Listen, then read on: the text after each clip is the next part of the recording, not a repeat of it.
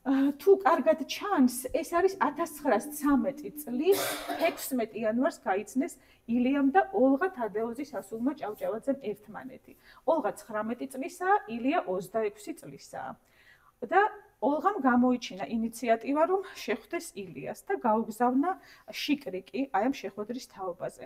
მეგობრებო, ეს წერილები, აი 4 დღის განმავლობაში იმდენი ამბავი მოხდა მათ შორის, პირველი 4 დღის განმავლობაში, რომ მთელი კვანძი გაიხსნა 4 დღეში. აი ეს ფაქტებს ჩამოვთვლი უბრალოდ, რაც ამ წერილებიდან ჩანს. ნუ გაეცნო პირველ დღეს 16 იანვარს გაიცნო თავის მომავალი მეუღლე. შემდეგ ხელმოწერით იჩუ მოკლე ბარათს უგზავნის ოლღა გურამიშვილს. ახლა უკვე ილია უგზავნის. სთავაზობს შეხვედრას. ინიციატივა ოლღასგან მოდიოდა. გამოტოვებული მაქვს ეს ფაქტი. სთავაზობს შეხვედრას, მაგრამ სთხოვს, რომ ერთი დღით ადრე აცნობს დრო. იღებს ოლღა გურამიშვილის ბარათს, რომელიც სთავაზობს მეორე დღეს მის სახლში შეხვედრას. მის სახლში შეხვედრა ძალიან რთული ამბავი იყო. ილიას ნათესავები, ოლღას ნათესავები კატეგორიულად ეწინააღმდეგებოდნენ ამ შეხვედრას.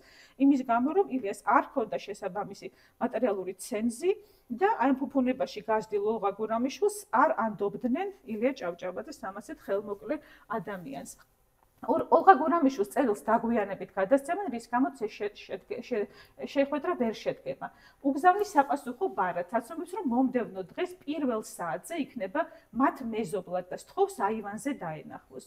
წერს, რომ სახლში მისვლა სადმე სხვაგან, მაგალითად ტაძარში შეხვედრა ჯობს. გოგა ჩვენ რო საუბრობდით, ტაძარი იყო შეხვედრის ადგილი, რადგან ბევრი აქვს სალაპარაკო და იქ სადაც 1000 თვალი უყურებს, ამის გაკეთება საიდუმლოდ ვერ შეძლებს. შემდეგ ილია ნაცნობთან მიდის ოლღა